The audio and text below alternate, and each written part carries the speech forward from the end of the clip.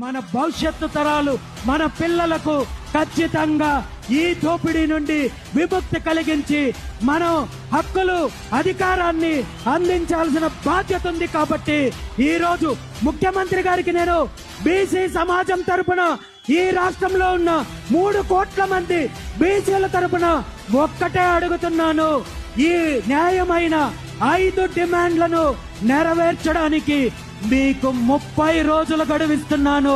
మీకు మార్చి 31వ తేదీ వరకు గడువిస్తున్నాను. ఈ గడువులోగా ఈ 5 డిమాండ్లను నెరవేర్చాల్సిన బాధ్యత మీకుంది. అలా కాదని మేనమేషాలు లెక్కించి తప్పుడు ప్రచారాలతో కుట్ర రాజకీయాలతో బీసీలను వంచాలనే ప్రయత్నం చేస్తే నేను ఆమరణ నిరాహార దీక్షకు సిద్ధంగా ఉన్నానని చెప్పి తెలియజేస్తున్నాను. దానికి ముహూర్తం కూడా ఇక్కడే చెప్తున్నాను. బాబాసాహెబ్ అంబేద్కర్ గారు సాక్షిగా ఈ రోజు మీ అందరి ముందు తెలియజేస్తున్నాను.